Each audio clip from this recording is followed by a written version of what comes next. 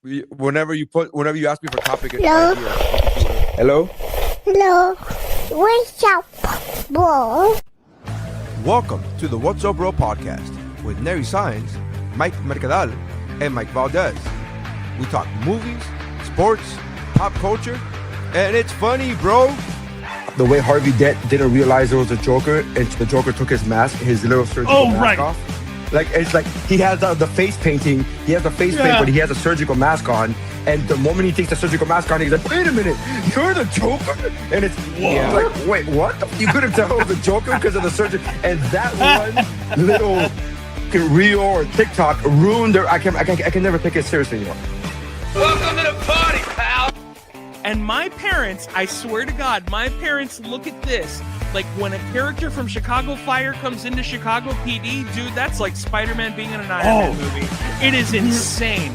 So you're telling me there's a chance? Yeah! I'm just glad I like vanilla boring sex like this. I'm glad that the sex I enjoy won't get me killed. I want my money's worth. Come on.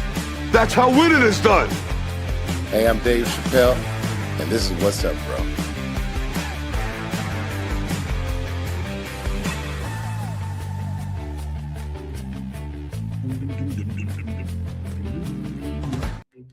Hello, everybody. Welcome to the What's Up, Bro podcast. Much thanks to Dave Chappelle for doing the live read every episode. My name is Mike Valdes. With me, as always, is Nery Saenz. And Mike Valdes. And Mike Valdes. What's up, everybody? Lots of heat coming on today. Everybody came in hot today. Yeah, Baby. What are we attributing the energy levels to? Everybody, thank you for joining us. We want you coming in hot too. We want you, if you're watching this right now, get in the comments. We want your opinions and stuff. Please comment below anything you see here today, any topics you want us to discuss. And please consider sharing, and subscribing to all of our social media things on the screen, at Mike Mercadal, at Nery Saenz, at Mike Valdes, but follow at WUBropod to be up to date on all of our postings and when we go live, so you can be a part of the action and you can get in the comments. Promo done up top, very efficient. Again, we're coming in hot. To what do we attribute this heat, fellas? What are we talking about here? I don't know. It's fun, I guess. I'm having a good time. Is it weird? I feel like, I don't know. I feel like it's a good week. It's been a good couple of weeks, man. I'm happy. You know what? Let's talk about. I think it's been an interesting week, Mike. Sorry, I didn't mean to cut you off, Mike. What were you going to say? No, you're good. I was just agreeing. That's all. That's why you're here, Mike. Yeah, Valdes, you're here. In all those morning zoo radio shows, there's the controversial guy. Yeah. Then there's the news guy, and then there's the one that's just like, "Oh, you guys." Yeah, I'm Robin on Howard Stern or whatever her name is. You're Robin Givens. Yeah. You want to know what I think it is? I don't think her name is Robin Givens. No, that's a different lady. You're right. Robin. All Robins are Robin Givens, and then their real last name. Batman and Robin. Robin's Robin Givens. Yeah. I'm attributing it to the World Cup. There is such a good vibe. I will say it's odd for me. I'm on West Coast time, so it's first thing in the morning. I'm freshly coffeed up, so maybe that might be my excuse. But there has been an interesting vibe in the air the last couple weeks. I genuinely think it's because of the World Cup. Whenever the Olympics happen, everybody's realizing that it's kind of, we're all cool, and it's just the people at the top are the problem.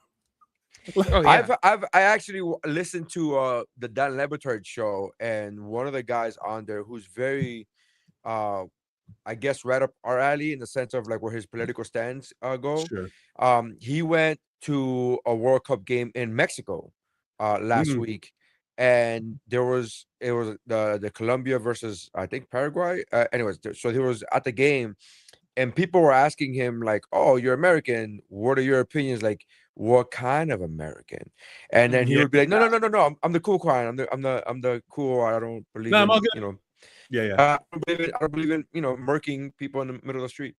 And so they're like, "Oh, okay." And he told me, he said, "Man," he said on the podcast, he said on the Lebatard show that he feels like when he goes around large groups of people, that for the most part people are good, and that it's just like you kind of just like have that vibe of like everybody's having a good time, and it's not until you get into the the douchebags up top and the media and all that shit that just kind of like brings you down. everybody, life, liberty, and the pursuit of happiness is kind of like that universal feeling. Mike, what do you think?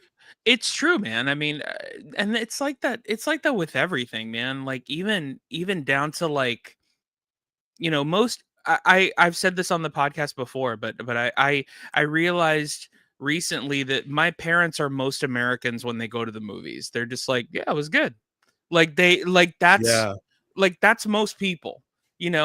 There's not like it's only a few people that are like, yeah, it's Star Wars and you're ruining my legacy. Like that's a very minute group of people. It's funny. I think I agree with you, Mike. I just saying that those people, because they're usually the loudest, that's what people think most people are. So we go, most people don't like that. And you're like, no, I just think the loud people didn't like that. Yeah. They're all on the internet. When you just like something, you just like it, and you go, oh, okay. Yeah, I'm sorry. Go ahead, bro. No. They're all on. The thing is that it's the internet. It really is all of those old people blaming the phones. It's the phones.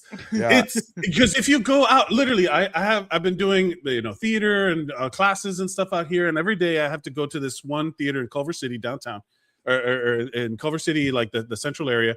And yesterday I was just driving in.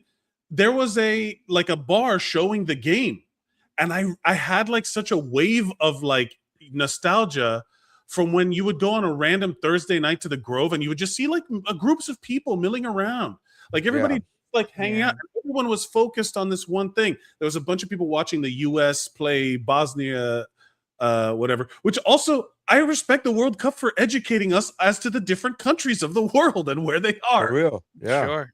Like I didn't know, like when people talk about Curacao, Turkey, and all these other things where it's just like, hey man, I appreciate that because someone in the crowd is finally rooting for their team in the Democratic Republic of Congo. You know what I mean? Congo? Yeah. And it's one of those things of like, I saw the group of people, and it is literally like, we got to go out. Like, we got to go outside. I'm not one of those touch grass people that say it kind of dismissively. I'm like, no, please touch grass.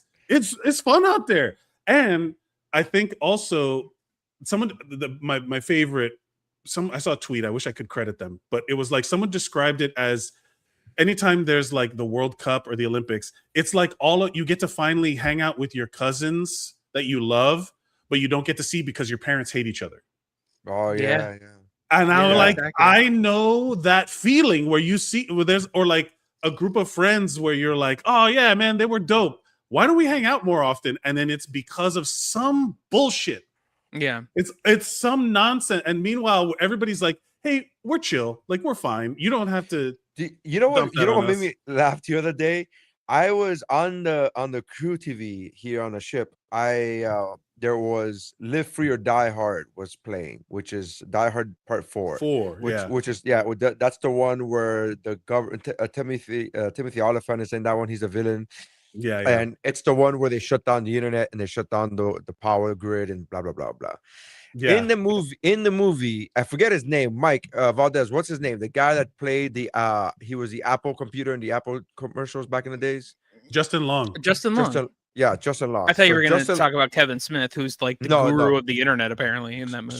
So Justin Long, that is true. That did happen too. Yeah, Justin Long in this movie, and if you could pull up what year it came out, because I had to come out 2001, 2005, maybe, I don't know. By the way, if anybody was curious, John Hodgman played PC in that commercial. I know both of the actors. I don't. Oh, this is 2007. 2007. Yeah. So in this movie, Justin Long plays this hacker, this really brilliant hacker. But there's a scene in the movie where he's like doing the tin hat foil. And Yeah. he's doing that thing where he was like, it's the media, man, and the media, and it's all corporations, man. It's all like blah, blah, blah. And he's doing this whole conversation. And in the movie, I remember watching this in theaters. In the movie, that scene was meant and played up as a comedic As scene. comedy. Yeah. And John and everybody in that movie theater had the same reaction that John McClane had, which is roll your eyes like, oh, this fucking loser. Yeah. He was this guy. He was you can't see that. It's like the red string on the billboard. Oh yeah, all the different. Yes, exactly. So he was that guy, and again, that scene in 2007 was played up as comedy. Yeah. And we all like just roll our eyes and ha, look at the city guy, whatever. And then in 2026, I'm watching that scene, and everything he said was fucking facts. Everything he said was factual, non-exaggerated, fucking complete, unadulterated, just fact. It was like, it's all about the corporations. You think it's not about teams, it's not about political parties, it's about money, and corporations will buy each other out, and then sooner or later there's only going to be two corporate, and you're watching this scene and you go, holy fuck, this is real. Yeah, and somebody who's watching that movie now for the first time does not understand that scene was written as a fucking comedy. Yeah, it was a joke. Well, there's a whole thing. Hold on, let me see if I can show this. Let me make sure the fact that when we're talking now is like, for the most part, people are cool, but then you just realize the people at the top are the corporations. Have you seen this? Oh yeah. This is from Saturday Night Live. Robert Smigel. Corporations thanks to deregulation by the FCC. Disney, Fox, Westinghouse, and good old GE. They own networks from CBS to CNBC. They can use them to say whatever they please and put down the opinions of anyone who disagrees. Or stuff about PCBs. What are PCBs? They come from electric power plants built by Westinghouse and GE. They can give you lots of cancer that can hurt your body. But on network TV, you rarely hear anything bad about them. This was put out. Westinghouse, a suit for fraud. When was this put out? This was on Saturday Night Live, and I want to say, hold on, let me put this. This was I want to say, hold on, let me exit out of this so I can see what the hell's going on. Yeah, because the reason I brought it up again is to say, like, most people are cool, but then the people at the top is what you were saying, right? Like the people at the top, right. And that's, do you guys? so I just laughed at that. I know you guys have seen Terminator 2, but by any chance, did you guys ever go to Universal Studios when they had T2? Yeah, of 3D. Course. So it was released in 1998. I'm sorry, the Mediopoly thing that was on SNL in 1998, and they never aired it again.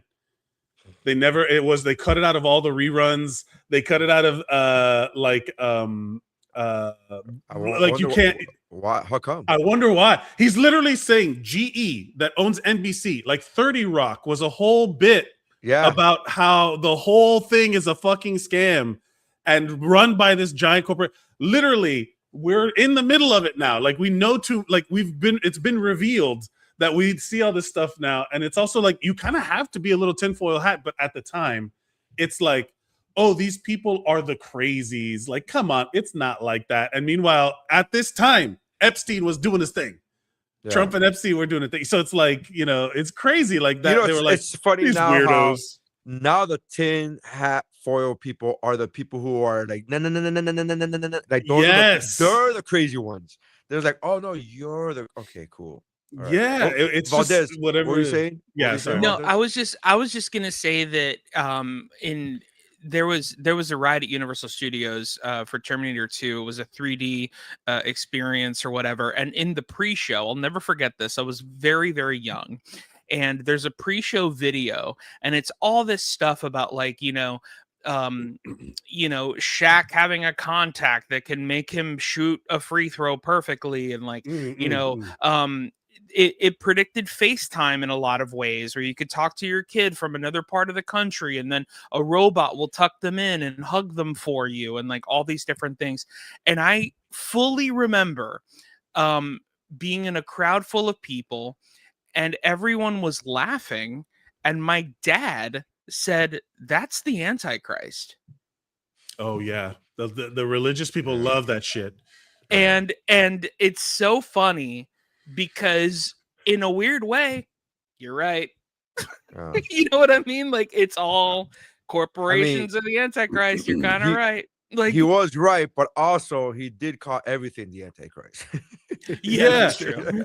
At a certain point, so we've talked to. I think I've said it on You're the gonna show. be right at some point. You're gonna be right at some point. Yeah. A broken clock is right twice a day. Well, it's like Bobby Boucher's mom who's like, that's the I devil. literally was just thinking that. Yeah. The devil. It's like, to be fair, I think that's the only time I ever heard him say that's the Antichrist about anything. But I was clearly joking. No, I know. He called me the Antichrist, and then he called that the Antichrist, and that was about it. But like, yeah, like it was just so interesting. Because, how funny would it be if Valdes just turned into the Antichrist now and revealed it to the world? Where he's like, yep, that's me. Here I am. I'm revealing it on the biggest platform possible. Yeah. Like suddenly the viewership number that we have on the streaming thing, suddenly the viewership number goes to like 8 billion. It's like everyone is logged in. Like, oh no, Valdes, what are we doing? We're getting the numbers, man. This is great. It's great. It's like turns into the Matrix where it's like, not like this.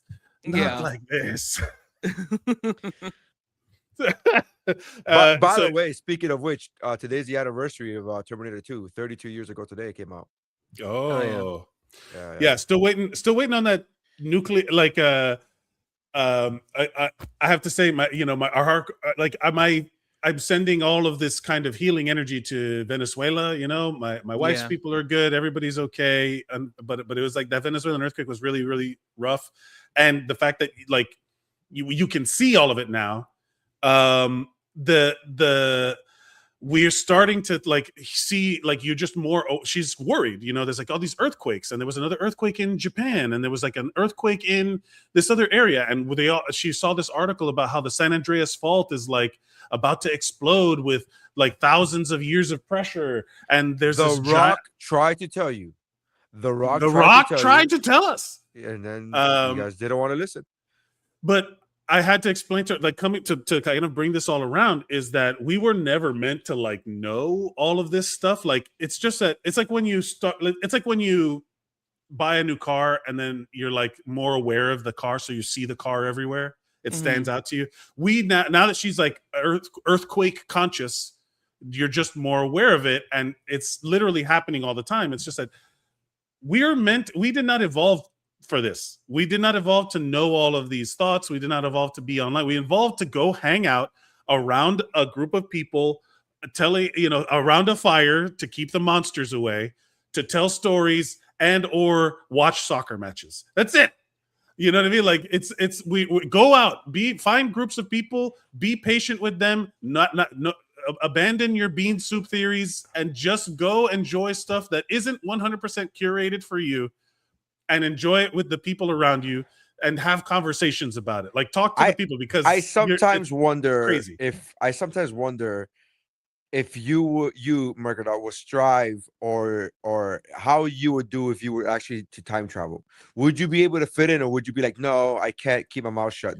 I know the future. That's kind of a good question. Yeah. That's what I go for. Kind of good questions. I don't go for good questions. Yeah. Kind of. No. The kind of was more a response to the keep your mouth shut. Yeah, that's what I'm saying. Like, would you be able, like, if you were to time travel to the 60s, would you be able to be like, I know what's gonna happen? Would you be able to would you be able to be like, hey, this is what I wanted? A bunch of people just hanging out, just chilling and not knowing too much, but you already know what you know. So would you be able to be like, The way that I've thought about this question, whenever you ask people when people talk about time travel question, it's like, who would you kill to thing, whatever? And I'm like, why do I have to become a murderer immediately? Yeah, who am I killing? Why do I have to kill? Can I just invest in a different company? Or can I? Yeah, it's always, to me, it boils down to, they made that skit now where Captain America goes back in time. And he has to stay quiet, right? All these things are happening, and he knows what's gonna happen, but he can't say anything. He's like, hey, I'm gonna take a flight to New York in September. Like, no, I don't think you should. And he's like, why? He's like, I just don't think you should. So would you be able to stay quiet? Because you like to talk about like we've evolved too much, and you said this before. I'm not talking about this the one thing that you just said 30 seconds ago, but you've talked about this before where you're like, I want to go back to the time where we could just hang out and just. But would you be able to go back in time and not talk about what's gonna happen? The trick is the curse of knowledge, right? Like the curse of knowing. So that's something that I already kind of deal with when you're good at like we were talking about this because as a even okay, I won't even be general to the room. We are making our goals to speak in front of people. Most people, that is their biggest fear. Sure. So on average, we are already living a broader experience. The spectrum of our lives is wider than the average person, right? Like most people will not know what it's like to get up in front of a group of people, bomb, and then be like, okay, got to do that again a little better. Most people, the average person doesn't do that. Like you're saying, like the average person doesn't give a shit. So, and especially me with the paramedic thing, and EMS and you know whatever I've learned about hospitals and stuff, and where I have an even broader spectrum. I've experienced a broader spectrum of life than even you guys. So whenever I see someone like doing something that is dangerous, like I'm like ooh, or some like those videos of the epic fail compilations of people getting hurt. I watch those a little differently because I'm like, oh, that's fun. Oh no, that's a real one. You know what I mean? Like, oh no. You're like, oh no. So like having that extra bit of knowledge is already a thing, right? Like when I get like heartburn, I'm like, oh, is this it? Like because I know I know that shit. You're super hyper vigilant about that sort of stuff. So it's one of those things when like my wife gets like a little bit of a tummy ache. I'm always like, what are you feeling? Describe it to me. So to go back in time, it's kind of like what you were talking about with your wife, where the ignorance is bliss, where she's like, I could beat you in a fight, and you're like, no. Oh, you sweet can't. Summer child. You sweet summer child. It's one of those like I love that idea. You shared a video. You shared a video with me that was very funny because it's true. Like I would encourage you, if someone like me, if we were strangers and I attacked my wife, and I would encourage you, yes, think that you could take me and fight tooth and nail. Every woman out there, if you're ever go nuts, start claiming you're gonna suck their eyeballs out of their head and rip their tongue out of it. Like go nuts, because it throws them off their rhythm, as John Mulaney would say. Like go crazy, fight until you are dead. Never go to a second location. Go for the weak spots. Fight dirty. Throw shit. Do the Chun-Li. Throw the powder in the air at the end of Bloodsport. Whatever you got to do, but realistically, you have to do all of that. But also have your affairs in order. also have your affairs in order. No, but genuinely, like run. Like don't square up, thinking that you're like, I got you. I'm crazy. Can I just tell you? I love when I see videos online of just people guys fighting. This happened twice this week, where I saw videos of guys fighting, where one of the guys literally in each video taps out, and you go, this is a real fucking street fight. What are you doing? This tapping out? What are you doing, dog? What are you like? And it was the funniest thing I just saw to see people tap out in real life. You go, I don't know if you know how life works, but this isn't a cage match. This isn't a sanctioned UFC match. What are you talking about? What the fuck? This is, hey, did you not referee? Did you not see me tap out? Like, there's no referee here. Oh, we're gonna the ref's gonna dock you points. It's like, what are you talking about? I'm trying to find there's a comedian in New York. His name's Diego Lopez. I'm trying to find his Instagram.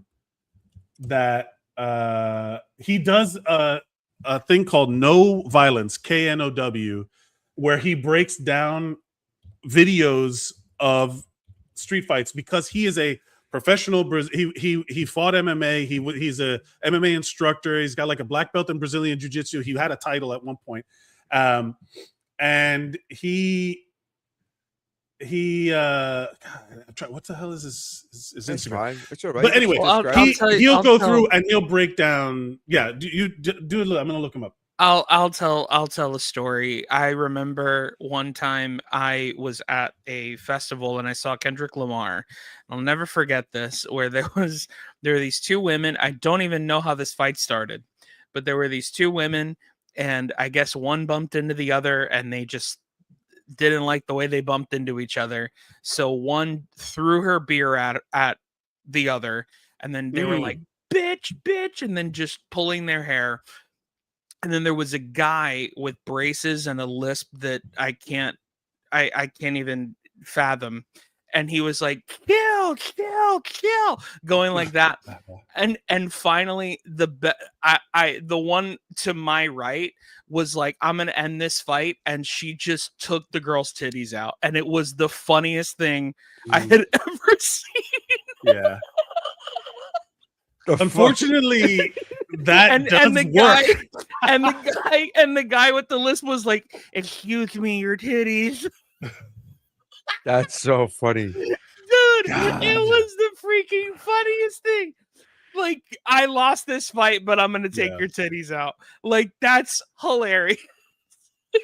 That there is a thing of like, when you're in a fight in the world, I'm not talking about in the ring, I'm talking about like in the world, if you feel like your life's in danger, like Take yeah, someone's like, titties out, yeah. like not no, but like do whatever, you know what I mean, Yeah. to get so that you can get away. The goal is to get away. You're not trying to like, every once in a while I'll see like a street fight where they go after the guy after he's already knocked out, and I'm like, and there's always, this is the part that I'm from the era where everybody jumps in, and I'm like, what the fuck, what are you cowards doing? Like, are you just want to get your licks in on a weak guy? Because it's like, what a pussy move to just kind of run in there. I mean, it's literally the mob mentality, right? I mean, that's literally the whole like, hey, everybody's doing it. Just throw a kick in there, type of shit. Yeah. I hate it though. But But of course, yeah, of course, it does go. Like it. That's fucking ridiculous. Yeah, but it does go to say, I will say this, and I hate that it's true, but there's that Bill Burr joke of like a guy knows where the line is, like he has to, because at some point when you're face to face with somebody, you say something, you cross the line, you're gonna get hit, and you're gonna like, maybe I shouldn't have said that last shit, right? Like that joke. Yeah. Because we are, I will say, and Valdes, to a certain extent, it was already like, maybe you weren't a full-fledged adult when this started to die off, but like you were just out and about, and if you just had to interact with people, you had to learn how to watch your fucking mouth. Yeah. Like you couldn't just say shit as loud as you wanted. Like the whole Dave Chappelle sketch of keeping it real goes wrong. Yeah. Mm-hmm. Of like, if you say something, there's a little bit of learning how to communicate. There was a video that just happened, like it just went viral like 2 days ago. So I don't know, but it just happened of a viral streamer, a super viral streamer. It looked like it was like a baseball field or some kind, but he was just walking by, and it was during a live stream, and he tells this kid, he goes, if you weren't a kid, I would fuck you up. He says that. He goes, if you weren't a kid, I will fuck you up. And he was like, he goes, just remember that. And as he's turning around to leave, the kid goes, I'm 18 though. And he goes, and the guy goes, he goes, what? He goes, yeah, I'm 18. He goes, you're 18? He goes, yeah. And he goes, so if you want to do this, we could do this. He goes, man, you're lucky I won't fuck you up right now. And he goes, but let's do this. I'm 18. Come on. And the guy was like, yeah, we'll see. We'll see. And he just turns around and backs away. And it was the funniest thing because he just got called out. He was just like, if you weren't a child, I will fuck you up. And he goes, no, I'm of legal age. And he goes, well, all right then. And then he just walks away. It was the fucking greatest. And it was like, oh, dude, you got so punked. It's a freaking, these clip farmers, dude. I just hate all of these people. Like the claviculars of the world, and that's probably who it was. You know what I mean? No, I just saw that, but this is another thing with the internet. There's too many people giving just show me the video, dude. There's a repost button. Just repost it. I don't need to hear your fucking opinion. And what do you're not adding anything. You're just literally doing the thing where you're pointing at it, or you keep cutting in between. You're like, show the fucking video. I want to do a thing where it's like 3 levels of that. I want to do a video. Just keep diving where deeper. I'm doing it where it's the video is of me doing a talking head, and talking about something, and then I want to do another video where it's me pointing at me, going like, Yeah. this right here, That guy. and then it's another video of me talking about the guy pointing at me, which is me pointing at me, being like, the problem with this guy is that he doesn't understand that the complexities, and it's just like multi-level, Just layered, just layered, fucking just keep doing it. Where the whole time it's just me with like there's 4 me's on the screen at one point. Just be like, yeah. Hold on a this second. guy, I think I got it here. Hold on. that guy, there it is. Yeah. If you wasn't a kid, I'd slap the shit out you. Remember that? I'm 18. What's up? Huh? I'm 18. What's up? Word? Yeah. Let's go, bitch. Yeah.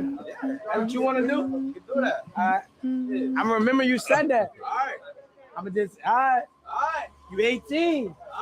All right. That first all right. He was like, you see him laughing too. He's kind of smiling. It's like, oh no. Oh. Yeah. Is that what you want? Yeah. Yeah. Sure. When There's his another dad, one. when your dad realizes you're old enough to beat him up. Oh, that's a good one. Oh yeah. Like,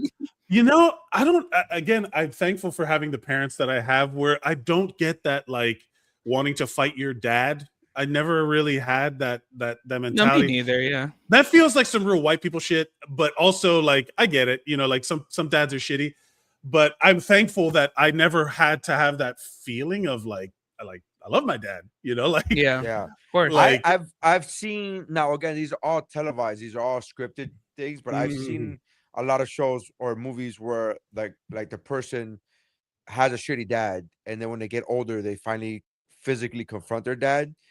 But from what I understand, and again, these are all things, take it for what it's worth, grain of salt, but from what I understand, it's never the feeling that you want. It's, you never get that like, good, I fucking finally beat up, I finally beat up my dad. It's like, oh shit, I beat up my dad. It's like, fuck. Yeah. Like, that's a heavy I mean, thing. So fun fact, it's not fun, but my my biological father left me and my mother when I was, I think, 2 or 3. They were in a situationship for a couple of years, and I only really remember seeing him once, and for so long I had so much like anger because I didn't know who he was, and all this shit. And then and thank God, man, and literally thank God for my stepdad, who I just call my dad, because he's just a person who is nothing but love to me and nothing So but love much to my so, sister. To the listener, to verify what Valdes is saying right now, as long as we have been friends, I am right now, today, this moment, years old, learning about this about Valdes. Me His too. dad- I didn't know that. His dad has always been his, Wow. and we've talked about our family dad. and parents before, and he's Yeah. mentioned his dad. So to the listener, to verify what Valdes is saying, his dad is his dad. Like his stepdad is Yeah. his dad. He's always Sure, been his yeah. dad. He's 100% always been my dad, but yeah, and I started going to therapy a few years ago, and I started learning that it was actually very, very normal therapeutically around your 30s to be like, hey, who the fuck was my dad, and like, where is he, Right. and like, why did he leave, and like, because a lot, like, to be honest, like, and this is something I talked to my stepdad about, and my dad, and my main fear is that I'm gonna do that to whoever I'm with, is they're gonna have a kid and I'm gonna leave. And my dad was like, well, the difference between you and him is that we're having this conversation right now, and like, he would have never had that conversation with anybody because he didn't care. You actually care, so but all that to say that, like, he ended up dying like 2 or 3 years ago. And what's crazy is, like, for years before, I was like, I want to do something about it, or I want to tell him who I am, and I want to show up in his family's life and be like, I'm the secret kid, like, what are you going to do about this now? Like, it's like, for what? Yeah. You know what I mean? Like, Nery, it's, I want to ask you a question. I don't mean to cut you off about this.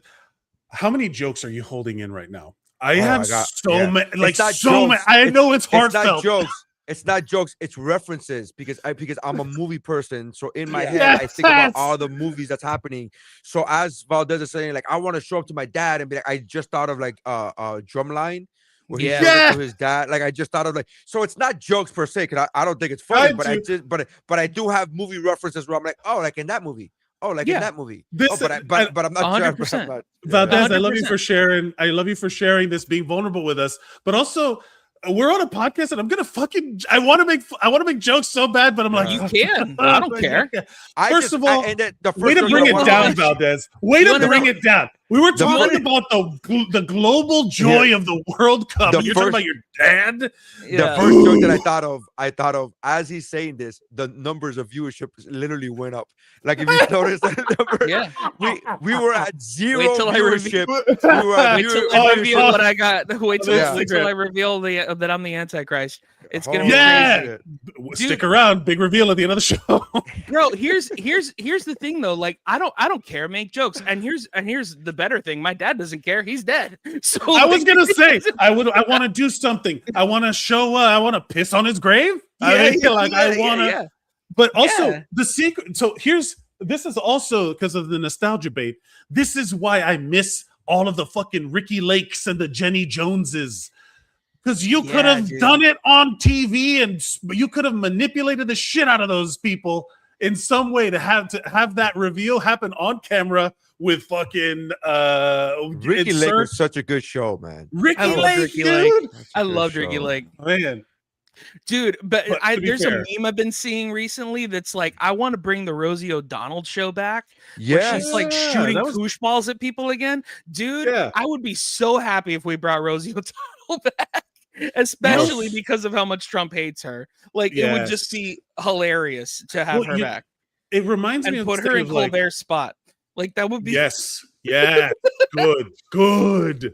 That's a great idea about this. I was gonna say, like, at a certain, like, there's so much of this, like, I've been trying to turn around because I've gotten so much angry in the last few years, because, like, in the last 10 years, we'll say, since, you know, all of this stuff, like all of the rise to fascism, to the point where I'm no longer trying to, like, hey man, if you're into, at this point, if you're still holding on to your ideas about this stuff, I can't do anything for you. I'm going to go have a good time. Yeah. So, like, literally, the Rosie O'Donnell show was like a fun time, except when she had Tom Selleck on, where I saw that live. I happened to remember that episode. I caught that episode live, and I was like, wow, this is really awkward. But I was like glued to the TV. I'm like, this is really super awkward. Okay, this is weird. And they kept it in the show. That's the fun part. Like they just did it. Like, they could have edited all of that out. But what I'm saying is, it was live. That show was live. Rosie O'Donnell was live? Yeah, Rosie O'Donnell was just like a regular talk show. No, Rosie O'Donnell was live. I mean, they could have cut it from the rerun. But what I was gonna say is, you know what? We do need more fun shows at the top of every show. Just be like, hey man, like, it's happening a lot on social media where people will get a bunch of followers and then they're like, hey, I noticed I got a lot of new followers, just so that we're all aware, you know, free Palestine, fuck Trump, and they just have the blanket disclaimer, and now we can go have a good time, right? Like, that's where I'm at right now, where I'm just like, ugh, get out, you know, like, my relationships with my family have gotten better because I'm like, whatever, dude, I'm over here having a good time. I understand that you got your shit, whatever you're dealing with, fuck off. I hate it. You're a bad person, blah, blah, blah, but it's not going to impact me anymore. I'm going to go have a good time in the ways I can.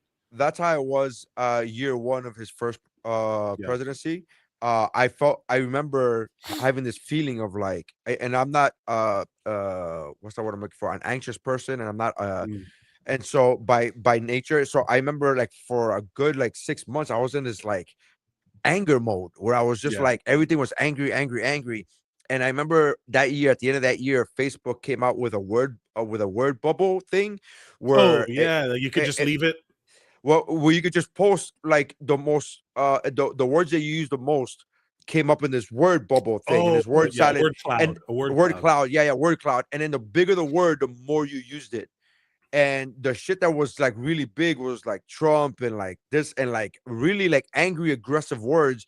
And I'm like, I don't want that to be my, like, for lack of a better phrase, legacy. Like, I don't want that to be my thing. I don't want that people think of me and that this is what they think of me, because this is what the algorithm says that I use. These are the words that I use the most. It's data.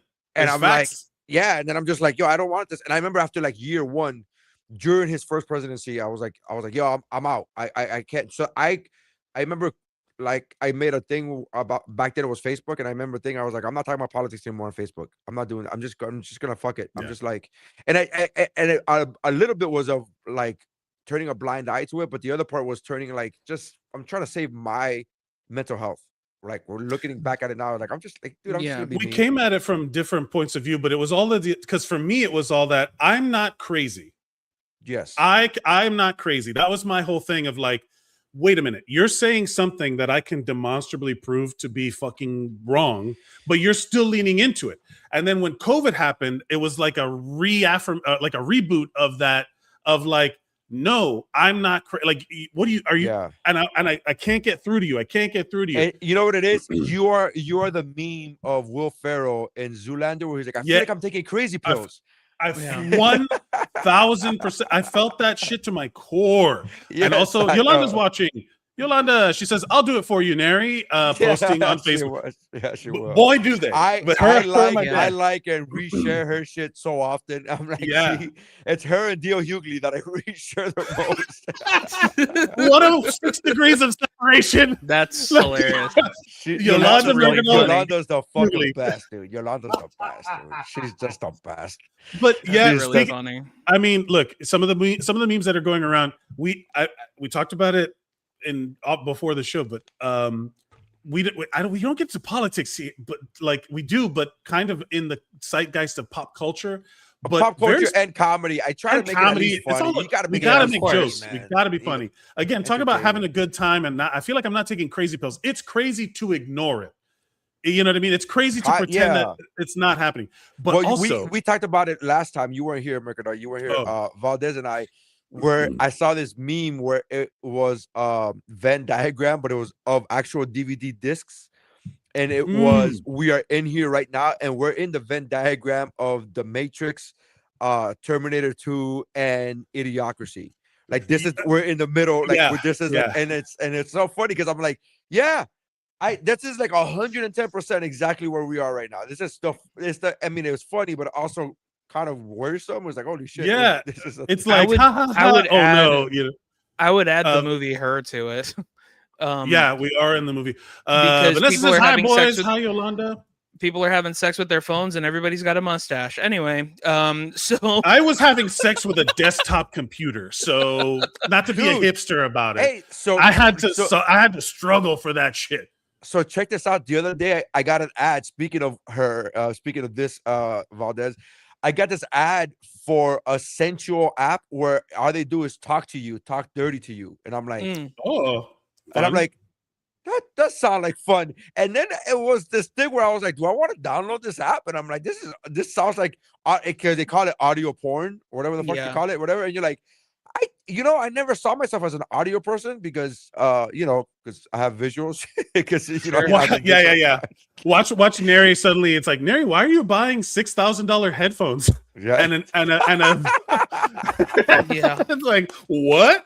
It's like, hey man, like Nery's like, can you spot me like a couple $100? It's like, what happened to you, Nery? If you listen to the I listen to books and I listen to porn. That's what I do. And you're real like hipster about it. It's like, it's because the tones are warmer. The tones are warmer. Yeah. When you ejaculate, it's warmer. It's really warmer. You know, when OnlyFans started getting came into my like the public consciousness during the quarantine in 2020, where everybody was like, it's funny how people were like, I was an office executive, administrative, whatever, and now because I got laid off, guess I'm gonna show my asshole on the internet. And it was just like, it's like, wow, that was a quick. Were you waiting to do that? That was like you didn't need any prep. You had the cameras ready to go. That reminds me of that episode of South Park where they lose power, and they start eating each other. They start cannibalizing each other. And he's like, "What? We've only lost power for 2 hours." This one guy's like, "We've only lost power for 2 hours," and then they eat somebody, and then they're like, "I guess we gotta eat somebody again." And he's like, "We just ate somebody." He's like, "Do you guys have low blood sugar?" It's like that. There's an SNL sketch with Will Ferrell and like Tim Meadows where they're doing like the morning show, and then the teleprompter goes dead. And then it comes back from commercial, and Will Ferrell's got like a bloody handprint, and he's got a spear. It's like, yeah. I remember that. Were you guys waiting for that? Were you guys waiting for the? Yeah, like so quickly devolved into. That's why whenever fuck them, but that like that's why whenever there's the moment we're gonna talk about Supergirl, we were wanted to talk about Supergirl because the second there's a reason, like a moment where people can be shitty about something and they choose to be, it's like, oh, you were that the whole time. Yeah. You just needed a reason to let it out. Like all these fucking weirdo dudes on the internet. It's not the public at large, just the people who are vocal on the internet. It's that meme where it says like Superman didn't become woke in 2025. You just grew up to be a bad person. Yeah. That's what the fuck it was. Like, it's not Superman didn't become woke in 2025. He's been woke the entire time, you dumb fuck. You're just a bad person. And you think that this is like PC shit. It's like, no, you're just a bad person. Also, you don't know what woke means. It's like these all these things. It's like, get the fuck out of here. I love when people call me woke because I go, yeah, it's better. Would you rather me be asleep? I'd rather be awake and know what's happening than be asleep. And like that's where the woke phrase came from. And the fact that you guys try to weaponize it now, like that's supposed to be some kind of negative thing. I'm like, I don't understand when you. It's like, okay, sure. There's I play Dungeons and Dragons on the internet. It's a very big fucking nerd. But there's a guy. He's a DM. He's a comedian. He's on Dropout. He's very funny. Brennan Lee Mulligan is the dungeon master for Dimension 20, and he has this one quote where he talks about personality predates ideology.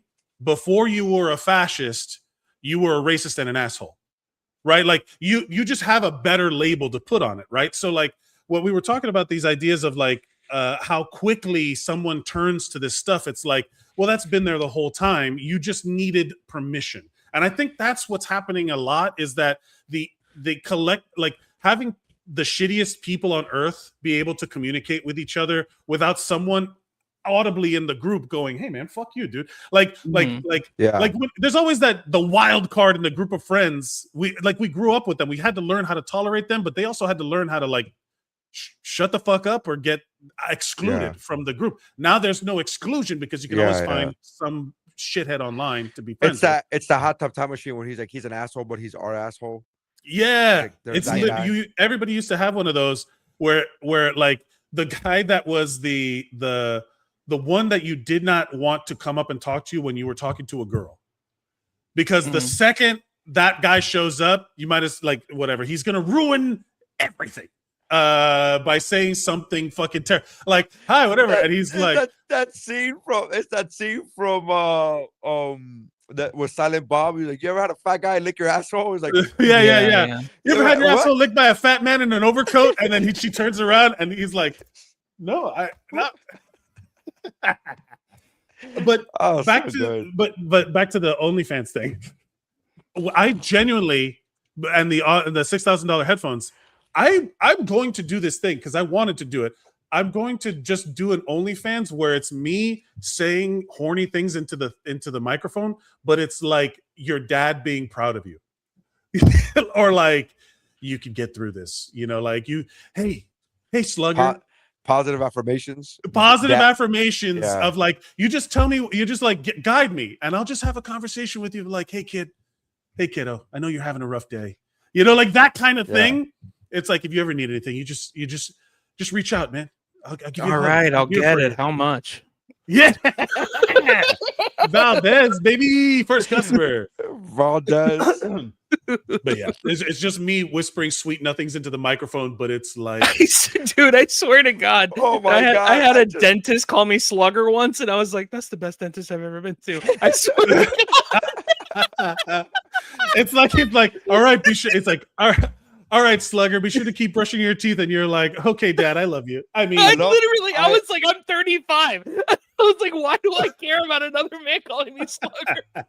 I love Who that. doesn't want to be called tiger? It's the same as an older black woman calling you baby. It's Yeah. the same. It's the true. same. It's true. I Or like love when that. an I love the idea. older Latina lady calls you mijo. It's Yeah. lovely. It's This nice.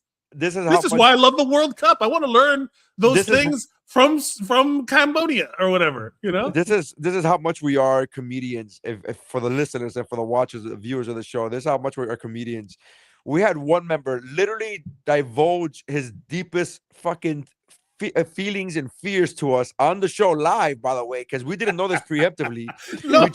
He literally is telling us about his dead father that left him at the age of 2 years old, and he's giving us a scene from fucking Why Doesn't He Want Me, man? He's giving us the Will Smith, Smith scene, and It's true. fucking, and then one of us is like, "Hey, bro, how many jokes you got cocked in the barrel right now?" Like, "Oh, dude, I got so Because many it's right new now. information. I got so It's many. new. It doesn't matter if it's traumatic. It's new. I have to come up with the bit.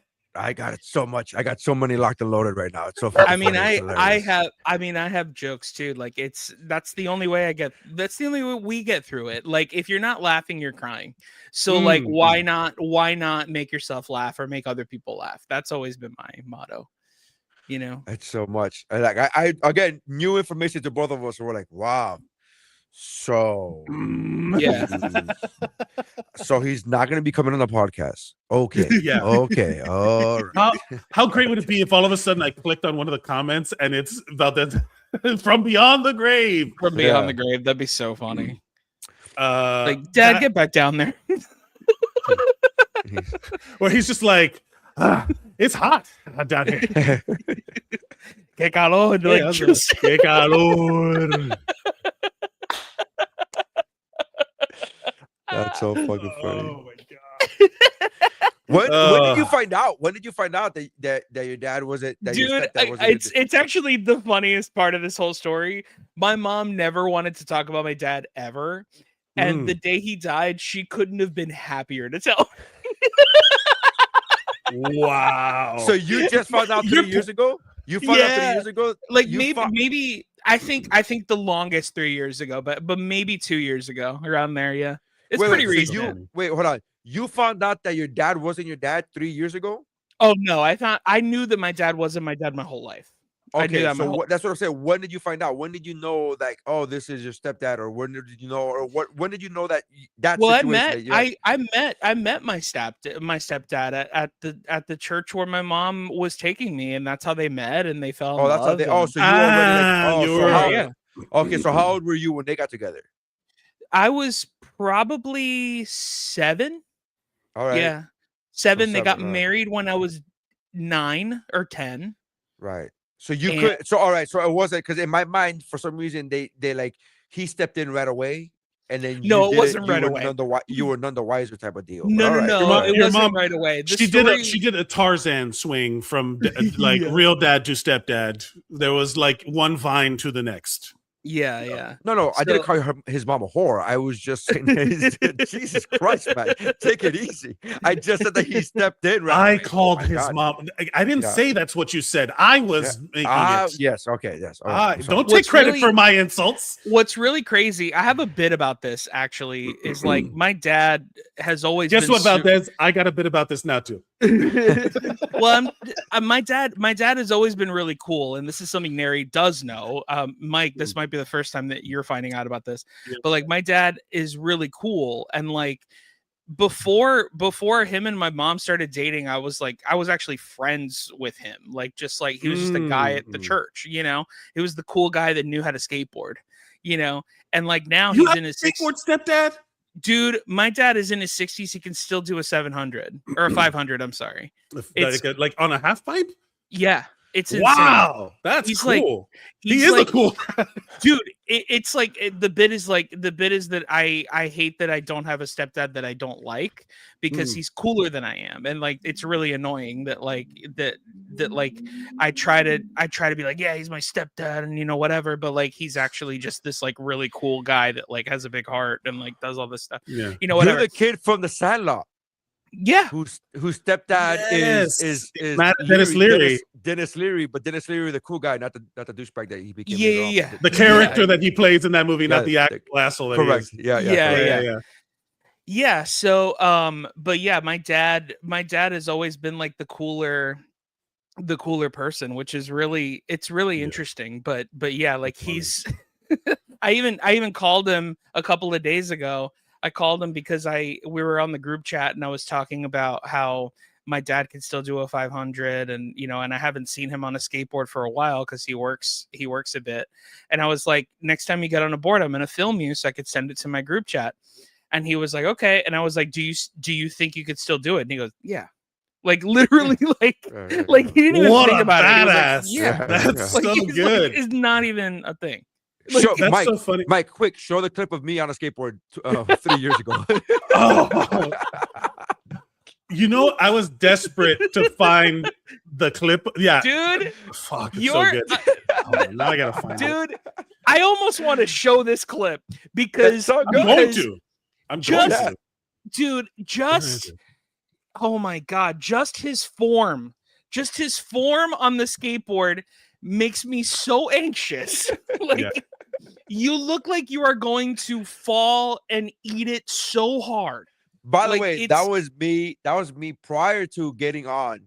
My son was trying to learn how to skateboard, and I was like, "Oh, let me see if I can do this better now." Because 3 years, not teach you, but I was like, "Let me see if I in my mind, I'm talking to myself. Let me see if I can still." Because I remember when I was a kid, I used to skateboard, not do tricks. Just I'm talking about just get from point A to point B, just skateboard in the sense of like just strolling.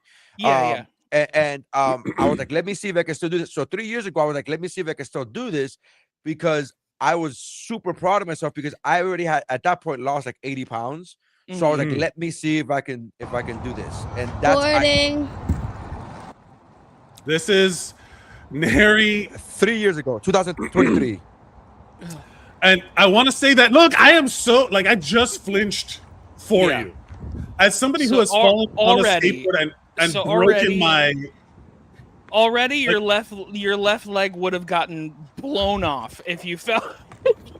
I feel oh my god, because both of your feet should be on one side. One of the things that I feel like I feel like you are doing it left-handed, like you're doing it with your opposite hand. Look at you holding your chest. That was me the whole time. Dude. If you were in a skate park, you would have died. Oh no, I would never. Here's the thing. I've always been pretty self-conscious and pretty honest about everything of myself, including whether it's physical, whether it's like I've been one of those guys, when I started stand-up, I was one of those guys who were like, oh, that wasn't a good show. And those people who go, I wish I had the delusion. I wish I had the confidence. I wish I had the confidence of those delusional open micers. Yeah. Like I wish I had like that. Those guys are like, man, you could take over the fucking world with that kind of confidence, bro. Dude, you go up on stage, but I've always been too honest with myself. I'm like, oh, that wasn't a great set. And people would be like, even when people would be like, dude, that was great, that was fantastic. I'm like, no, that wasn't great. That wasn't fantastic. I know what I can do. And I always say thank you. But in my head, I'm like, no, that wasn't. So I've never been that guy, to be like, let's go to a skate park. Like, that's fucking nuts. Like, that's no, dude. No. Are you realistic, or are you one of those people that's like, if you had a good set, you're still like, in your head, you're like, that wasn't amazing, but if somebody says that you did a good job, you believe them? Well, I don't believe them. I thank them because, hey, if you had a good, if you enjoyed it, that's what matters, whatever type of deal. But it's not a matter of, to me, I always tell young comics, I was like, I don't believe the guy who says that I was the greatest thing on earth, because if I believe him, if I believe his opinion, then I have to, by law, believe the opinion of the guy who says I suck dick. Those two people's opinions value the exact amount. They have the same exact value. Unfortunately. Very true. Unfortunately. So I always believe it's like me. Like, I believe me. Like, I know what I can do, and I know that was a good. I could even tell you, I've said this for years now. I've said this for 20 years, which is one of my proudest things. Is I could even tell you when it's the crowd, the crowd is too hot. When I go, Yeah. that was a great set. show because but I didn't earn it wasn't earned. Yeah, that was a great set, but that was the equivalent of like an empty netter in hockey. It's like, you won, but you only won because the other team pulled their goalie and then you just scored on an empty goal. Like, that's not really the same as winning. So I could tell you, like, that crowd was too hot. Like, when they're laughing, hysterically laughing and stomping their feet at the setup, it's like, no, this isn't me anymore.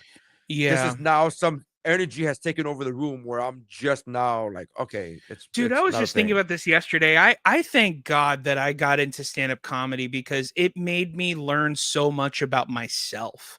And like, it made me learn so much about like me spiritually as a human being and just like the facts about things, like, just like, you know, because you can, especially as a performer, you can believe the delusion. And unfortunately, you know, and a lot of us believe the negative delusion and not the positive one. Sure. But like it stand up is so matter of fact. The joke worked or it didn't.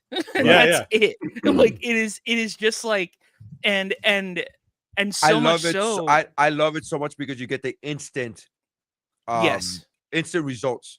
It's not a movie where you have to come back and watch the reviews or like, or wait for the editing or wait for the this and that or wait for how like it's an instant. It's like this joke works or it doesn't work or it didn't work. I've been dealing with it that might work tomorrow, but you know, right. In acting classes where it's like at a certain point, I don't know if this is gonna work or not. Like, what do you want from me? And it's like you have to, and on self tapes when you have to do auditions where you have to film yourself.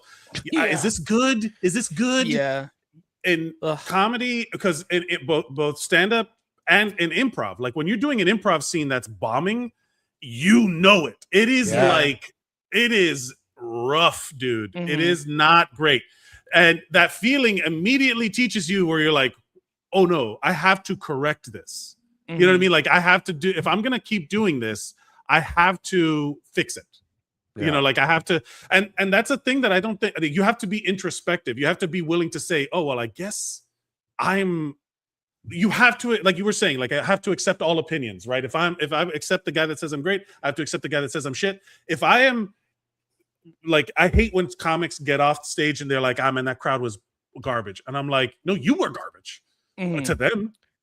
The crowd is right. I used to be of that nature. I used to be of like, there's no bad crowd, you're the bad comic. And I used to give the example of like when I first started comedy 23 years ago. I used to be that guy who was like, okay, that crowd sucked, but could insert famous comedian here, could he have gotten them? Right. So I've gotten that. I'm at the point now, 23 years later, where I could tell you, no, sometimes audiences are just bad audiences. Sometimes they're just bad audiences. And here's the reason why I can tell you this is because I did this exact same set at 8:30 and they laughed. And I did the same. So now at 10:30, if you're not laughing, it's no longer me anymore. It's now you as a collective union group. Now, could it be a variation of both of us? Sure, I guess there's different things I could have said it. Maybe my timing was, but I just did this at 8:30 and it worked at 8:30 and it killed at 8:30. So why is it not killing at 10:30? Again, there's all these variables, but I am very honest with myself. I no longer tell people. I no longer if I think it's a good show, it's a good show. I do say this. 23 years later, I still hate, and I've always hated when comics get off stage and go, I killed. It's like, fuck off. Fuck all the way off. I killed is such an overrated statement. It's such a bad statement. And what you mean to say is I had fun or that was a good show. That's what you mean to say. But the phrase of I killed is such a, like, that's what you're supposed to do. You did your job. You're bragging about doing your fucking job. Get the fuck out of here. The most I've ever bragged is I have said to myself alone in my car, you are funny. Yeah, that's it. I don't think I've ever. That's good for you. I don't think I've ever said that. Like I've been like I. That's the most I've ever done. Yeah, and that was because I absolutely did amazing. Like, and I like did really objectively well. Like it was. That's what I would say. That's what I would say. Things like, oh, that was a good show. That was a good set. I'm happy with my set. I remember one time I got off stage and I was like, that's the best show I've ever done in my career. Like I remember saying that. I'm like, that's the best show I've ever had in my career. I've said things like that. Those. the phrase "I killed" bothers me so much because I'm like, Me too. doctors don't. Yeah. Because doctors don't do that. You don't be like, I fucking saved that motherfucker's life. It's like, what? Yeah. You did your job. You did your job. Yeah. That's what you Well, did. they don't What are say you I talking As about? someone who because it's knows, as someone who knows doctors, I have heard them say both. So don't let your delusions fool you, buddy. There are some egomaniacal doctors, and there are some doctors who are like that. Genuinely, a mistake could kill somebody, and then you have to ride it out. You know, like you have to accept it. Ride it out. It's just You have to, you got to go back on stage again. You got to go back into the operating room. You know, you got to just do it again. You know, You gotta do some open mics in people's bodies. Like, hey, like getting back on the horse. That again, that's the thing that most people don't experience. Like when they get like those people will carry the trauma of public speaking with them forever, and we are literally going, how can I fuck up, and then how can I recover from the fuck? Like I was talking about this. It's skateboarding, dude. That's what it is. It is like I have so much. The only way to learn is skateboard. The only way to learn is to not move your left foot the correct direction and have it blown off like Nery. I was riding a longboard around New York for a while until I fell in 2020. I fell and broke my arm. I had a bit where like it's like a certain stages of aging where you recognize how you've aged, and at some point I went from on these dating apps being boyfriend material to being stepdad material. Right, like it's a different thing. Is that why you and Valdes get along so well? Yeah, because I call him Slugger and Tiger and shit. And that's I call him Sport. That's all I gotta do. But no, look. But the truth is, I was trying to find a video where I fucking ate it at a Toys R Us one time. That's just such a funny sentence. As an adult, I was ready to Toys R Us. Yeah, but yeah, no, like it is a thing. Well. The bit is that I'm Latino, so I've been stepdad material since high school. So the idea, that's very funny. The dad who stepped up, that was my valedictorian speech. The idea of like, that's funny. the idea of like doing like being here's the thing, like your real dad who's dead, left an impact. DD. Regardless of good or bad, your stepdad is like it's like what I was saying, where I was thankful of my parents, where I don't have that feeling of fighting my dad. I don't hate my mom. I don't hate my my stepmom's great. She's on the show. She comes on the show. Like to have that vibe of like. It's not hard to just be cool, it's not hard to just not be you don't have to do 540s on a half pipe to be a good stepdad. It helps. It helps. It helps. It helps. But happiness is a choice, man. I think that's what we're trying to say. I think that's what's like the thesis statement, That's the name of the episode. Happiness is a choice. Your dad, so you like your real dad. DD, it's DD, dead dad. The dead dad. He's dead. Yeah. Speaking of things that are dead, club. It's the easiest club to get in and the worst club to be in. And once you're in, you're in. Yeah. Once you're in, you're in. There's no out. It's true. Speaking of things that are dead and only live in the clouds, PlayStation has dad now lives in announced. hell, we know that. PlayStation has announced that they are. You ruined my fucking segue. PlayStation has announced that they are removing all physical media and they are stopping production of physical media, of physical discs. So that they can remove the digital media however they see fit. All their stuff. Are you rolling a joint? Doing? No, I'm cutting up a piece of paper because I got to write down the title of the episode before I forget. That is the funniest thing on the face of the earth. Just an episode. Both of us literally go, "Are you ready? Are you rolling a joint?" And he's like, "No, I'm sending a letter." Like just the oldest. Yeah. The irony of the most this is the thing. I do feel like this is the least pot heavy podcast like on the internet. We none of us really smoke pot. No, like, none of us are weed people. I was a weed person for my ear when I got a medical marijuana license, and it just made it worse. Considering that you call that we're weed people, I don't think we are. So can I just tell you, going back to the whole as a performer, you gotta know, like, believe your own hype. Some people believe their own hype, and some people are delusional. And they don't. That's what I remember when I first started comedy, like year 4 or 5. Starting comedy. There was a comedy club manager who started a 420 comedy tour, and he got like South Florida comics who were 420, right? That were 420 centric.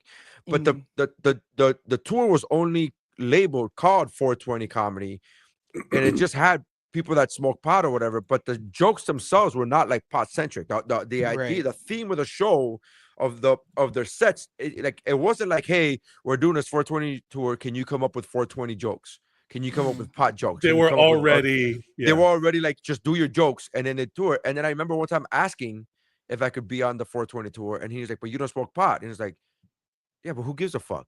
Who gives a fuck? I remember saying this to the manager. I was like, who cares? I'm like, are you believing your own hype? Nobody, like, are you guys actually smoking on stage? Like, what's happening? Like, I don't know. Like, are there jokes about 420? Like, no. There's like, well, who gives a fuck? Like, and I literally said to him, like, are you falling for your own marketing? Are you believing your own hype? Like, it's just a marketing tool. It's just the 420 comedy tour is just a fucking marketing tool. Like, I don't understand what's happening. So it's so funny that you mentioned that. Like, I've never been like, that literally lost me a gig because I don't smoke. It's like, you can't be on this show. And I was like, okay, buddy. It's like, I mean, it's funny too, because Merc, you're in LA, so you probably know about this, but like there are so many themed shows for stand-up. That and I saw a clip from a friend of mine who's in LA, and she was talking about hey, maybe we should focus on just doing shows where we focus on being funny. Yes. And stop doing like, oh, this is my Love Island show and everybody's going to talk about Love Island. Hey, who gives a fuck? Just do shows where you are funny. Like, here's the thing. There's so many people who are, I don't want to be dismissive, right? But there are so many people who are trying comedy. Yeah. Right? Like, they're doing it because they're trying to build a personality that they can take to it's their marketing, right? Comedy is a marketing tool, especially in the improv scene, right? Like, they'll send like agents will send influencers to take UCB classes because it makes them it gives them like whatever, like it gives them the yes and it makes them more, it's I have a story about that, and that pisses me the fuck off. But everybody does. Like, that's the thing I'm saying. Like it's not, it's like you're special to me, sport, but you're not special to the world with that story. Everybody. Why? Yeah. I just love the idea of the first icebreakers. Like, go around, tell me your name and why you were here. My name is John because my agent told me to be here. My name is Bob. I swear to you, that is not far from the truth. Yeah, that I swear to you. So what happens is that these people, it's not about being funny. It's about, how do I market a funny personality, right? Or how do I get people to buy into, because it's a lot of groupthink, and it's what it is it's a lot of. I've been new to the theater experience out here, and not to diminish it, but the improv scene's the same way, the stand-up scene is the same way, but the open mic scene is the same way to a certain degree, where at a certain point it's just performers performing for other performers who are much more willing to forgive bad performances. So, like, when I'm watching a comedian who's bombing and I'm laughing, I'm not laughing at how good his jokes are. I'm laughing at the bomb because I know what it's like to feel that. I know what it's like and I can see what he's trying to do. Again, the spectrum of allowances that you make are broader, so that whenever you see like a bunch of improvisers watching a long form improv set, it's like, that is just a slog to get through. I was just in a class recently, again, speaking of weed, where I would be like, hey man, you can't, I paid for this to learn and practice. Don't come high, because now I have to deal with you not paying attention, not listening, getting distracted, laughing at your own jokes. Like, just like show a little effort, but like, imagine how good you would be if you tried, right? Like, and if you can't do it sober, don't do it. Like, it's not, you're hurt. Do it only with other high people. But like right now, this isn't that, So a lot of performers are doing shit that if you took it to, like, Nery, he's a perfect example of, like, I would book you over anyone else for a show that you don't know the audience, because you literally are doing shows in front of people who are not there to see you, but they and are not may not be comedy fans or may have a different aspect on what they think comedy is, and you're still having to get laughs from them rather than a comedian who's been writing open mic jokes for open micers. Right. You know what I mean? Writing you know, so like it's just one of those things where I'm like, I had to do improv comedy in Miami where you have cocaine and Cuban coffee to contend with. We didn't have a DJ. How the hell are we gonna keep you entertained for 5 more minutes, dude? Without some fucking guy you, playing dance music? I quote you all the time. That Merc. shit was on the menu, man. What are you talking about? I quote you. I quote you all the time, Merc, because ever since you told me, and I haven't seen a fucking dime, Valdes. No, Where's my cut? You always say that Miami comedy is it just boils down to where's the DJ. Where do we put the DJ? That's so accurate, man. Like it's just that's what you're competing with. And like, but to be fair, that is what makes you good. You know, that is like fighting against that is what makes you good.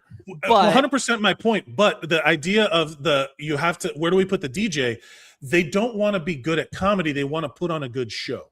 So if you have a theme of comedy, if you have a theme of this, that's when you start getting, that's when it's like the rice and beans, right? Like there was a whole, like it was a Asian Latino show, and then there's like Chocolate Sundays, which is the black show. There's like all of these themes that are like ethnically themed, where it's like, you know, kind of what you're getting into. And then it becomes a question of like, as a comic, can I write bits for this theme? Right.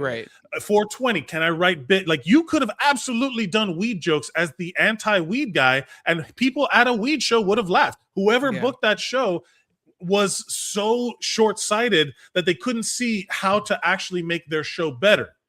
You know what I mean? Like all that. It's there's a lot of that in the world. I even gave that suggestion. I even gave that suggestion. I'm like, I could be the anti-weed guy, where it's like, hey, I'm the sober guy in the 420 tour. Like, I gave that suggestion. I give that suggestion. Like, I could be the square. Like, oh, this guy. I'm so like, oh man, I wish I was cool like you guys. I could do that. And they're like, no. And I was like, all right. Like, I remember thinking like, this is so idiotic. This is so dumb. It would have. I guarantee you, even that thought alone, that could have sparked a joke that you then use in your regular act. It's not hard to do that. It's not hard to just then form the topic of conversation to talk about weed, and then be like, "I'm the anti-weed." You could use it anywhere. What I'm saying is, so that these shows don't do what they're supposed to do, in that it's supposed to help you write comedy. It's supposed to help you be creative in a new way. But what it is it becomes very like stereotypy, tropey, and all that stuff. How do we get on the theme shows? Well, the idea, I don't know how we got on it, but I like again, I'm not opposed to theme shows for the sake of marketing. What I don't understand is like a theme show where every joke is the same premise. It's like, what? That's the opposite of what comedy is supposed to be. Like, what are we talking about? Like, I'm okay with like, hey, we're all fans of The Office, so we're all gonna come here and we're all gonna do jokes. And some of them are going to be about The Office, sure, but not every single joke from every single person is going to be about The Office. We could just have fun and then just know that we all like The Office. That could be a thing. That was so. I've just been cataloging all of Zeros on Heroes and the Unsung Heroes shows. They're going to be up on YouTube. I'm migrating everything over to YouTube. All the videos of the audio podcast are going to be available on YouTube Music, and I realized that every single one of those shows had a theme, and you could get up there for 5 minutes, and if you wanted to like use it as a writing exercise, like a structure for you to brainstorm around. Like one of them was that I ended up listening to a piece of it to see what it was about. We did a March Madness style bracket of basketball movies, right? So anyone who could come up, but if you could, the context is key, right? If you're just going to make the same joke about basketball or basketball movies, whatever. But if you talk about your experience playing basketball or watching one of these movies, that is something that, like, as the non-weed guy, you would have had a unique take. Sure, yeah. Yeah. The whole point is to have a unique thought and share it with people in a funny way and make people laugh at your perspective. That it's like, you know, give us some fucking context. You know, like, I don't want to hear your like the mom impressions of ethnic moms is like, great. What, like, the sound of your voice is funny in that moment. I don't care. What's the bit? That's the What's worst. the bit? I can't stand it. I can't fucking stand it. Jesus Christ. But Anyways. I've heard some good ones, and it's because what I've they heard- are saying is fun. That's what I'm saying. I've heard good jokes. The accent doesn't make it better. The Exactly. accent doesn't make it better. It's just the joke itself is good. The accent doesn't do anything for it. Doesn't, whatever. Anyway, the But PlayStation. PlayStation is getting rid of fucking Yeah. physical media, and Right. trying to that's figure- and I gotta be honest, that's only gonna drive up the amount of sales for GTA 6. Of course. Holy You shit. think it's gonna backfire? Not backfire. I think it's No. gonna, I mean, listen, It's gonna on fire, forward fire. as somebody I was only planning on getting the regular GTA 6 as of 48 hours ago. And now yesterday I find out that they're getting rid of the physical media. I'm like, well, now I have to get the most expensive physical media that they have because it's the last chance I'm gonna have. GTA to 6 fucking isn't get- gonna have a disc. Yeah, it is. That it is. That The was this version. I thought they waited to announce the no disc thing because GTA is gonna have a code in box situation. I did not know that. I was unaware of this. So, I don't want to yeah. say the wrong thing. I don't But want to. I only saw when I went to go do the reservations with the pre-sale thing. I only saw like 3 levels, and one of them was like astronomically priced, and I was like, oh, that's crazy. But now I'm like, well, I might want to fucking get that. But I didn't know if it was. Oh, okay. So maybe but I didn't pay attention to the fact of whether it was physical media or not. But I thought it was. 5 days ago, Rockstar Games has no plans for GTA 6 physical disc version. Mhm. GTA 6, Grand Theft Auto 6 going digital only is a car crash for physical media. GTA 6 could be the final death knell for physical media, but still makes sense to pre-order. I get it. I don't know. A physical disc copy is not in the works. Interesting. I did not know that. So I'm just reading headlines, but because that's all we do here at the How we do, WUBro baby. podcast. That's how we That's do. all we do. What's up, bro? Headlines only. Headlines are what's up. I just can't wait, due to the fact that they're no longer going to be producing physical media, for it to really knock these prices down for the consumer. Because obviously, Yeah, that'll help. it's going to be so much cheaper to produce these games if you don't have to worry about putting it on a disc. You can Well, that's just the put it thing. on a- You're paying $60 of the $69.99 is going to the box and the disc. That's the thing everyone knows. It's I mean, I figure this is like, first of all, Sony invented the disc. Like CDs was a Sony thing. Blu-ray was a Sony thing. For them to turn around and be like I've abandoned my child, like that. Like it's your thing. It's so obvious, like a cash grab. Everything's licensed. They just deleted 530 something movies from their archives that you paid money for and you cannot get back, like that you just paid for the access to. It's nuts. I love the idea of the skit from Chappelle's show where people are so mad at this. You're like, what? Getting rid of physical media? Let me talk to your manager. It's like, I am the manager, B. It's like there's just like I am the one that fucking Sony is getting rid of. Let me talk to your I am the creator of CDs, motherfucker. I am the creator of fucking disc. Get out of here with this shit. We don't want it. We're done. We're fucking get out of here with you. I'm like, oh Jesus. Dude, you know what I was thinking about is like our old man talking to the kids is gonna Old man be yells like, at cloud is literally us yelling at a cloud right now. It's not even gonna be that, but it's like us explaining to kids like because kids are gonna be like granddad, what was Best Buy for? And we're gonna be like, oh, you used to be able to get music there, and they're like, oh, the thing that you get on your phone for free. And they're like, no, like you would buy music, and but all the music, no, you would pick one thing, and for $10 you could maybe get 10 songs that you like. 12 tracks, 3 of them were skits. Yeah. And one of them was good. One of them was good. Yeah, Busta Rhymes. Do you know how much money Busta Rhymes stole from me? Because he had one track, he had one hot track and a fucking album. Hoo-ah, got you all a check. Name me another song from that album. That fucking album sucked dick. But I was like, hoo-ah, got you all a check. Have you guys been to a Best Buy recently? Like if you go in there, like people come up to you and you're just like, hey, can I buy something? And they're like, I mean, I guess. Like, I mean, literally, like I go to Best Buy now, like I go to the flea market I go to Best Buy, like I go to the flea market looking for open boxes. That's it. Dude, Literally, there's nothing that's the there. only reason I go there. I Best look for Buy returned items. Best Buy is a place where young people can make old people, like old people go there so that young people can order the shit that they want on their phone. That's the reason why Best Buy exists. And I will tell you, so one of my humble brags, a little bit of a flex, is that I worked 2 of the peak millennial jobs at the peak millennial times, which is Blockbuster and Best Buy, Blockbuster Video and Best Buy. I worked at Blockbuster and Best Buy around the turn of the millennium.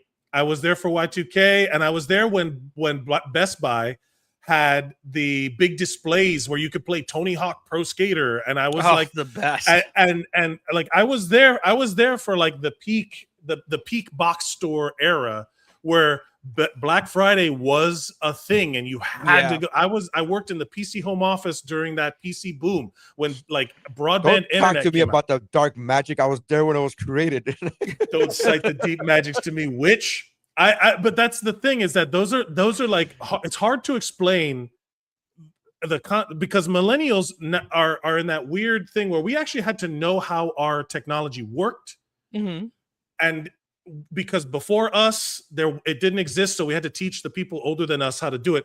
And now it's gotten so convenient that the younger people don't know what a folder or a file is. They don't know what it just exists in an app, and they don't know like the structures of things. So when something doesn't go right, my daughter asked me last week, for real, like not trying to be funny, not trying to be a troll. My daughter asked me, she goes, "Were you alive with the Titanic?" Like that was a thing. That was a question. I was like, yeah, I was performing the movie. Like I was performing on the Titanic. I was a comedian on the Titanic. You don't understand how crazy that shit was. It was me and the violin players. I fucking killed, by the way. No, literally, I kicked the guy off the side so I could get to a lifeboat. Yeah, because I skipped the line because I was like, I'm the comedian. I'm entertainment. Like, I'm the talent. Yeah, come on. Yeah, it'll be fine. The irony is, it's fine for people to ask questions and not have a range of anything. She's a kid, she's a teenager. She's gonna, but she thought the Titanic happened 20 years ago. I mean, the movie. Is she confusing the Titanic and 9/11? She's confused. Is she confusing? Even what's funny is that even if she was confusing 9/11 with the Titanic, she would still be off by 5 years. Yep. Like that's insane.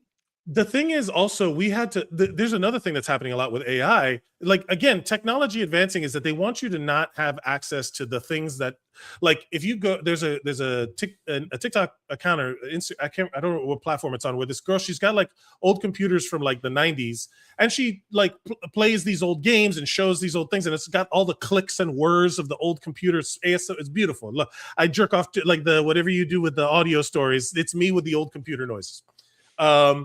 But it's she pulled out Microsoft Encarta on a disc, the CD-ROM from 1997, and looked up like knowing how to look stuff up. And back when Google was new, you learned the tricks to Google better. And if you were good at Google, you were finding things that other people couldn't find. And now, because AI is forced down our throats, it's trying to be like, no, this is what you mean. It's like, no. I'm looking for something specific. I've searched this way before for 20 years. I know how to look for what I'm looking for. And don't tell me what I'm looking for. My internet came in a cereal box. God damn it! I used to have to sign up for internet by the minute, and it came on a disc in the mail. I had to eat an entire box of Cheerios to get my internet. Yeah. Can we just see what it's like what would happen if we were to insert one of those AOL discs now? Like, what happens? Your computer would explode. Like, I wonder if it would be able to run it. I don't know if it would be able to run it. I'm genuinely trying to answer the question, like technologically. I'm like, yeah, I'm trying to figure like that's like 95, right? Like 99. Windows 95. Windows. It would have been like Windows 95, 98, and it would have been, because I remember back in the like early days that you would have to like figure it out. But yeah. Hey, so So this is a dumb question that was asked on the Dan Laboratory show, which is funny because it's a dumb question to us because we're nerds and that's a sports show. Right. That's a sports show, and they have very few nerds on that show. They have a couple, but not very few. Sure. The question was: is Robin from Batman and Robin? Is Robin a superhero? Okay. Which Robin? That's the fucking question. I love the fact that there was only one guy in the show that I was like, "Are we talking about Todd? Who are we talking about?" Like there was one. Which fucking one? On the show. Jason Todd is not a superhero. Jason Todd is a fucking mass murderer. Yeah. Well, here's the thing. I say that they're all superheroes because even vigilantes. I'm like, would you classify the Punisher as a superhero? Oh no, he's an anti-hero. But he's not even a hero. He's a vigilante, which falls outside the spectrum of. Hero to me is lawful good. Are we talking about hero or superhero? A superhero is a hero with extra human abilities, right? The Punisher is not augmented. He's not Spider-Man. He's not Superman. He's not a mutant. He's just a guy with guts, right? And PTSD from serving in the military. Like having his family murdered. His family murdered. But he's an anti-hero. A superhero involved, like Natasha Romanoff is not a superhero. Is Batman a superhero? No, I don't think so either. Yeah, I don't think so. According to my rule set, again, because your rule set is lawful. Because if we're being honest, it's two things. It's lawful and good because you can be lawful evil. Right. The lawful evil is the guy who is president. Like the president, yes. Well, yeah. The lawful means that you have a strict set of rules that you follow. He's not even fucking lawful. That's the worst part of that joke. He's chaotic. He's not even lawful. He's literally doing illegal shit, and he's nobody's doing illegal shit. Yeah. Crazy. So the for me, like if you want to put again, this is Superman. Superman is an illegal alien living in America. He's not lawful. Doesn't mean laws. It means your own personal code. Like you would like Batman is lawful. I would say neutral, but actually he doesn't kill. So maybe he's not. Well, sorry. Yeah, most versions of Batman depends on who's writing him. Yeah, most versions of Batman he kills, but whatever. But he's lawful to his code, right? But he is not. I wouldn't say he's good. I wouldn't say Batman's good because good would be providing so you're saying if Batman is not a superhero, Robin for sure is not a superhero. No. Well, which Robin got Jason Todd got rebuilt, reanimated by the Lazarus Pit, right? Right, yeah. So he has superpowers. So he might be a super villain. We got a comment from My Life in Video 21. Ultimate Batman, he kills people. Again, there's so many versions. It all depends on who's writing him. Yeah. Most Batmans kill people. They have the gun thing because Chris Nolan came up with that whole thing for just to add an angle of like, oh, we can't, you know what I mean? Christopher Nolan is the only director that live action that he didn't kill people. Michael Keaton straight up fried a dude with a jet engine. Straight up fried him with a jet engine. He killed him. That guy's dead. He blew up a guy he killed a clown with a dynamite stick, threw him down an alley and fucking blew up. That guy's dead. That guy's dead. Please, every Batman except for Chris Nolan was killing people. Chris Nolan came up with that. Oh, I don't kill people bullshit. Every Batman kills people except for him. My favorite like chain reaction of that is when you play the Arkham games, where Batman is straight up like snapping necks and breaking bone, he's leaving these guys. That man is a vegetable for life. You should have killed that guy. You probably should have killed him. When you do that investigation mode, they show the heart still beating, and he's like, he's incapacitated. I mean, he's gonna die soon. You need to call 911. He needs medical attention. He's like, no. I need to finish this level first. I need to finish this. This is a whole level. There's a Riddler trophy over there that I gotta go get. I'll call the cops. I'll call the ambulance after. I'm sorry. There's a riddle I got gassed by the scarecrow. I wasn't in my right mind. So funny. But again, in terms of it, like how you define it, that's just some arbitrary. Like I came up with a rule, right? Because it's some box to put things in. Like a metaphor is a tool for understanding so are subjective boxes that we put stuff in. The idea that you could have a good person doing bad things. It's like, oh, could Superman beat the Hulk, right? Like they always do these power leveling things online. And then it came out, I forgot who said it.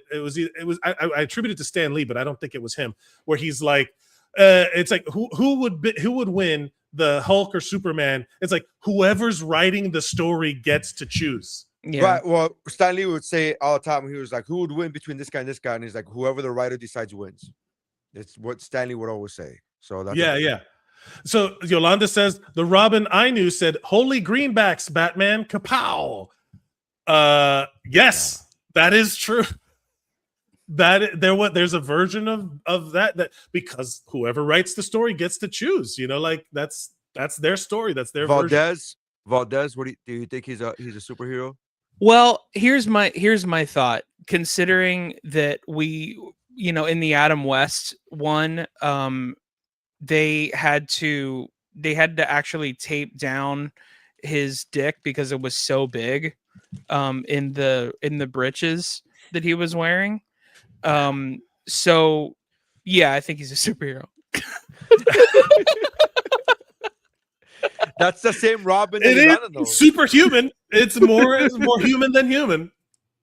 Those guys, bro. Those stories of I wonder if there's a documentary about the 60s Batman TV show and just how debauched it all was. You asked me if I could go back in time.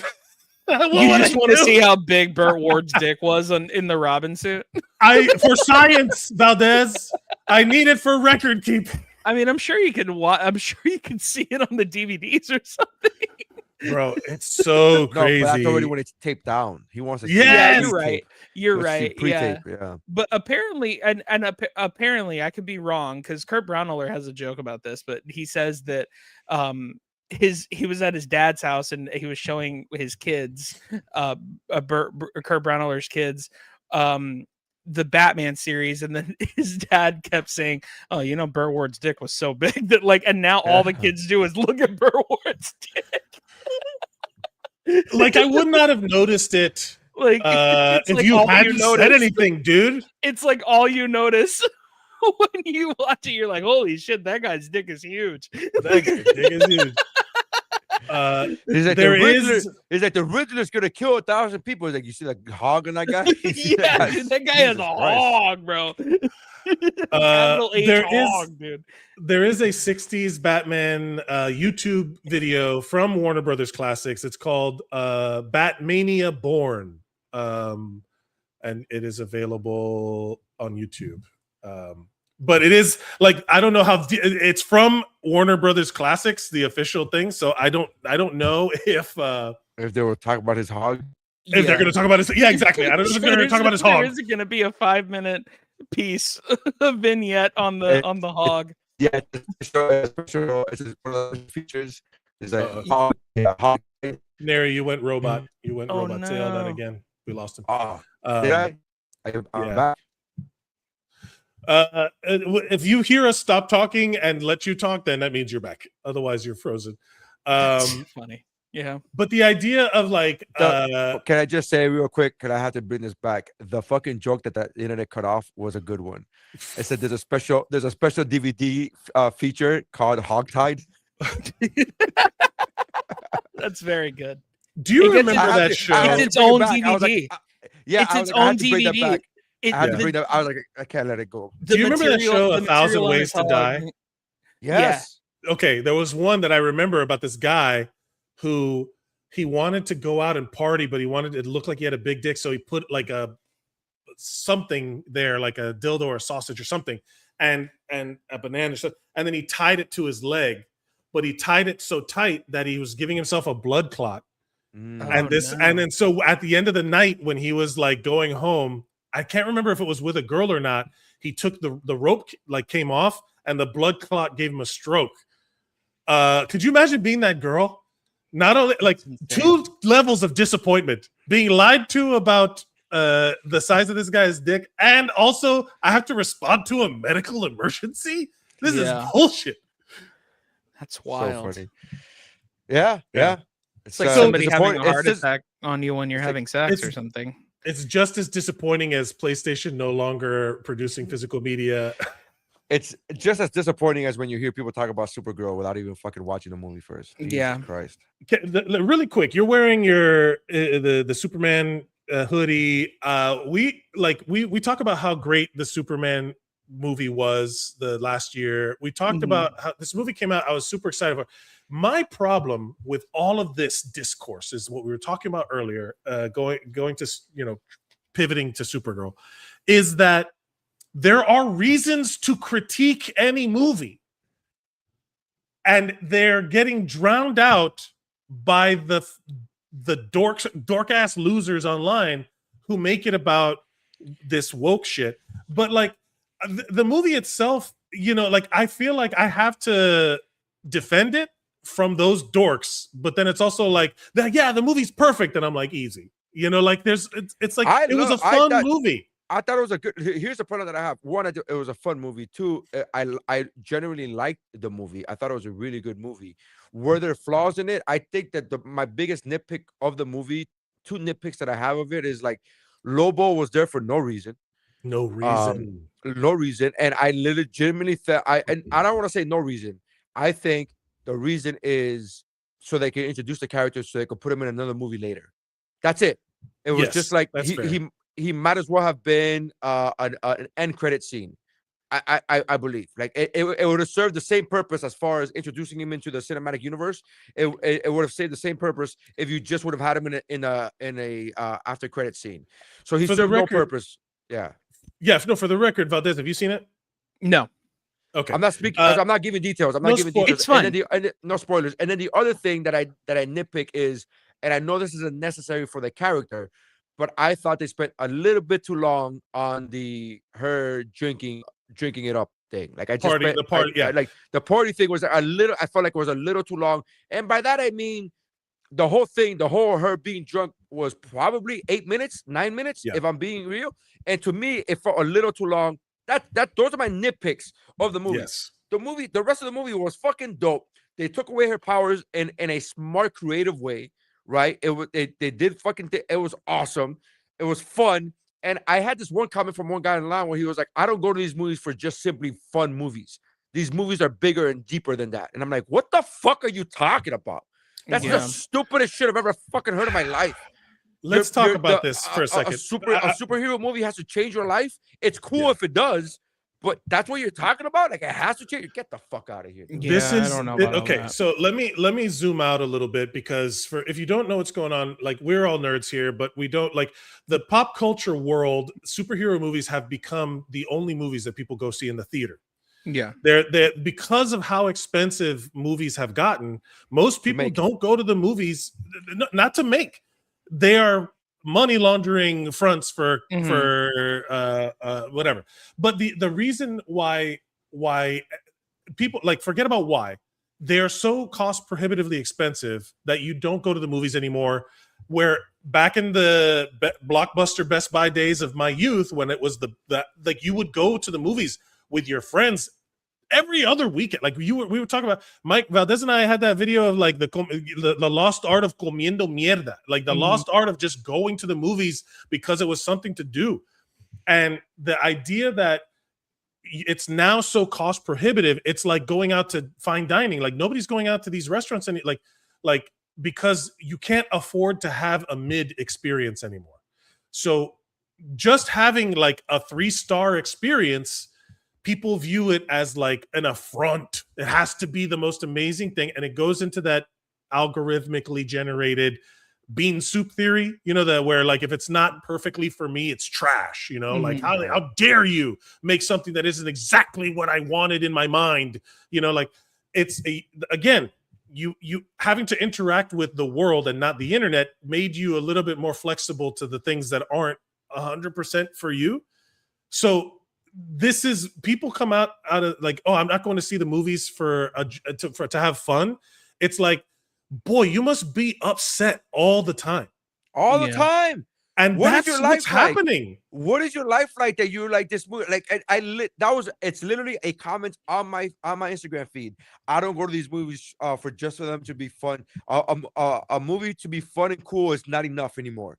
Like that they wrote that. They literally typed that and press enter and say like, so this is gonna go on. Like, what are you talking about? This is the stupidest shit I've ever heard in my life. Wild, the thing that's wild too is like, unfortunately, big blockbuster movies, like summer blockbuster movies especially, are, I feel like they're being made for better or for worse, for just so people have something to be either upset about or just have an opinion.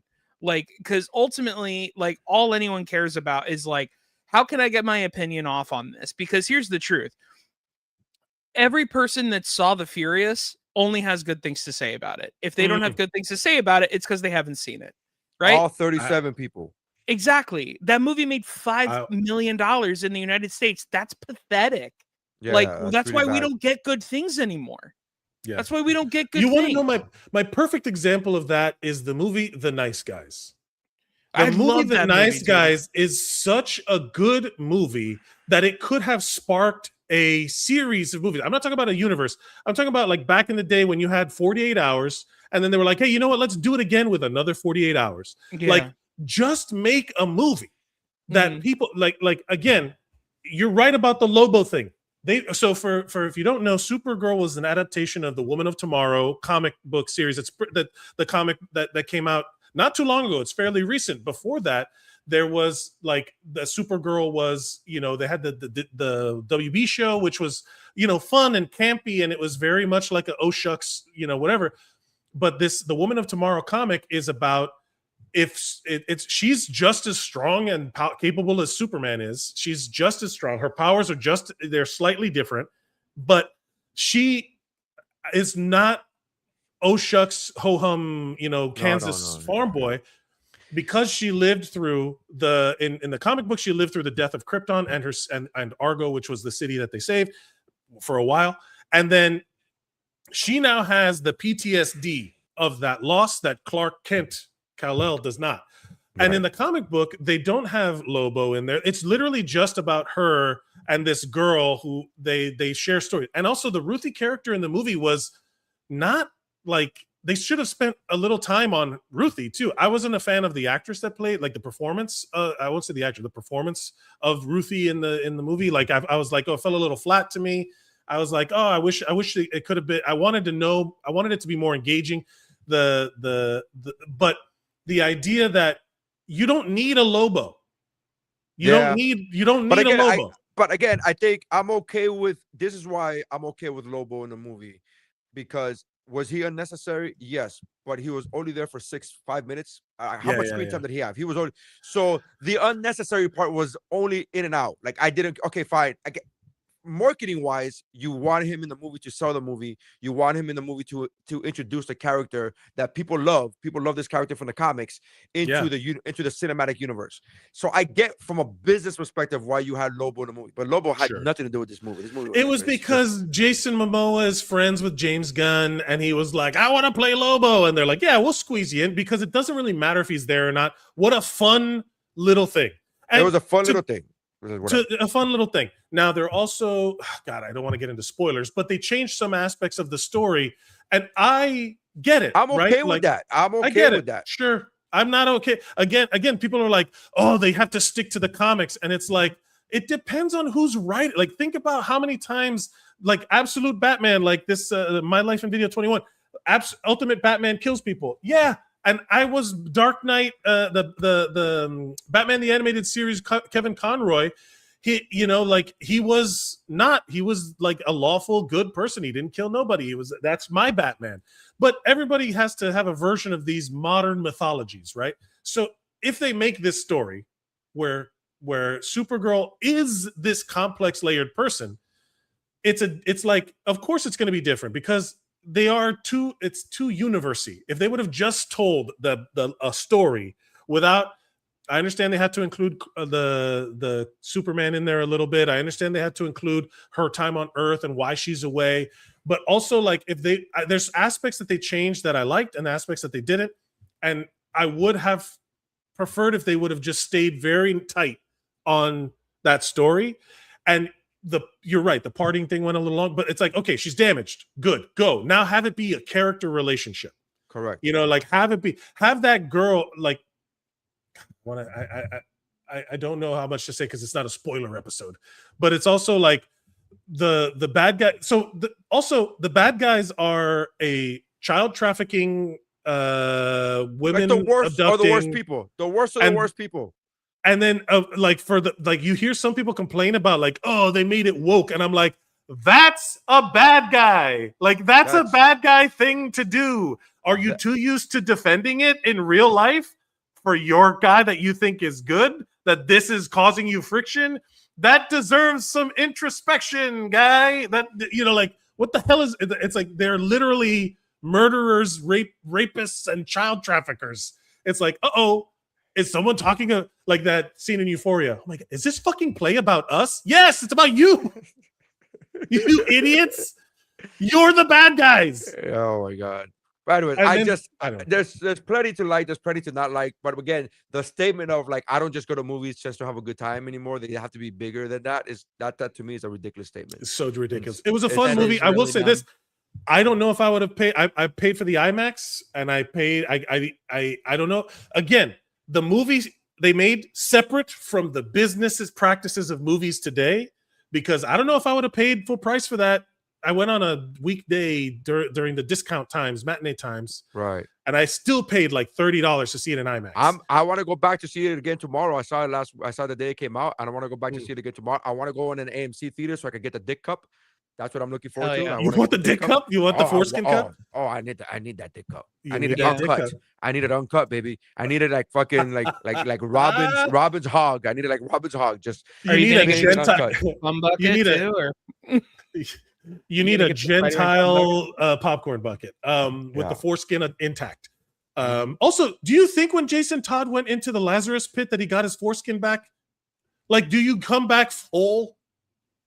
Well, no, because the whole thing from the Lazarus pit, you come back missing pieces, right? You come back missing your soul. Imagine you go in with foreskin and you come out and you're like, what the fuck is this? Oh yeah, while I was down there, I thought you circumcised a corpse? I just did a little bit. But in all fairness, in all actuality, Supergirl it says Supergirl will lose $125 million. Yeah. I just want to read some of the headlines real quick because I just Googled. It's such a shame Supergirl. because you know what happens now. This is a lot of people now. The business of movies is so much so that they'll go see what's popular before they'll go see what is rated good. And so a lot of people will see like, oh, that movie didn't do well opening weekend, it must not be good. They equate those two things with being the same, and they're not. And it's a fucking shame. Same thing we were talking about with that other movie, right? That is fantastic. Everybody who's seen it loves it, but only $5 million. Like that's like you have to like you should go into a movie because you feel you want to see the movie. And if your desire to want to see a movie is lessened or dampened because it didn't, because a lot of other people didn't go see it, that's a fucking shame. That's a shame. Yeah.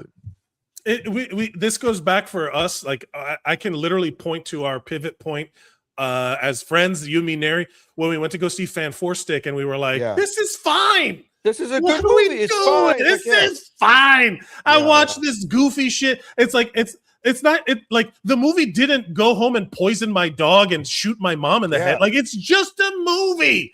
But also up until that point, it was competing with the shitty ass other Fantastic Four movies, which were shitty. Which were fine of the era, were dumb. They were all that's up. Like you could clearly see the marketing product that it was. Like, what are we doing? Mediaopoly. It's all these big corporations just cranking out stuff to keep our eyeballs peeled, so we dump our money into them. It's it. Here, hold on a second. I gotta put my fucking tinfoil hat on. Put the scene from Live Free or Die. Yeah, it's just funny because like nobody's talking about like what's it called, because this even happened to the Mandalorian and Grogu. Like nobody's even watching that, which to be fair, I get it because it's just a glorified television show. Like so what? It's good. It's fun.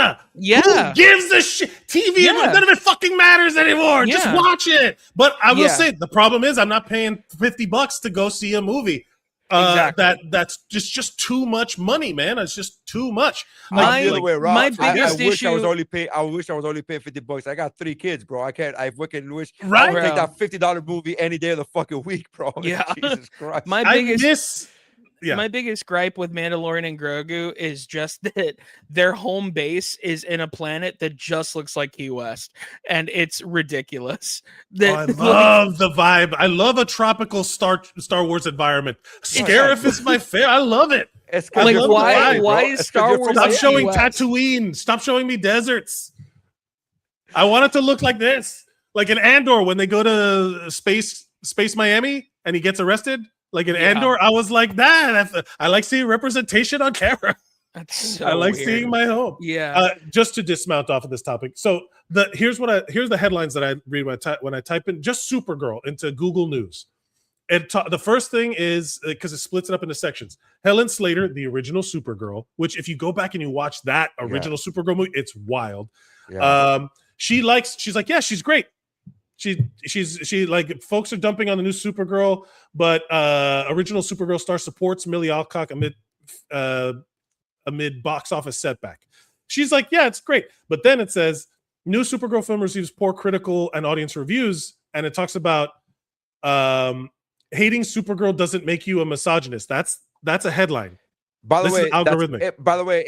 That's incorrect because viewers, it's got a 75% on user reviews. So that right there is factually inaccurate. Yes, both critically and no, it's not. It's critics didn't like it, but the fucking people did. So but critics are reviewing things for different reasons than abuse. Like again, you're just going for entertainment. Did you like it or not? It's not good or bad. So, and then the next section, which I find funny, is Megyn Kelly critiques Supergirl film and star Millie Alcock. Which again, who cares? But this headline feels like a Megyn Kelly, 55, melts down over Supergirl star 26. Now,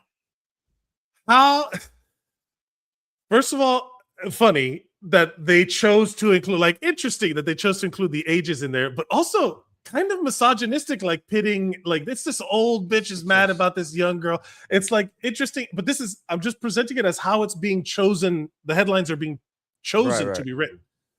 And then former NBC host Megyn Kelly calls Millie Alcock loathsome. Yeah, it's just like the internet is bad. We should all quit. I hate I'm forced to use the tools of the enemy against it. Go touch grass. That could be the other name of the episode. Go touch grass. Touch grass, man. Yeah. But basically, like, we got to stop letting the internet define how we view the world, because unless it's through WUBro eyes, and that's fine. You go check us out on WUBro on all platforms on social media. We are the last bastion of free thought on the internet. Follow us at wubropod on all social media platforms. Follow us individually at Mike Mercadal, at Nery Saenz, at Mike Valdes. And you can see them all in the thing or in the description, whatever platform. Like, share, and subscribe. And thank you, everybody, in the comments for joining in the conversation. We're going to try to be here every Thursday. So you can set your analog alarm clocks that are red LCDs by your bed. Set those for Thursday. WUBro time. Same WUBro channel. All right, thank you all, everybody. That's how winning is done.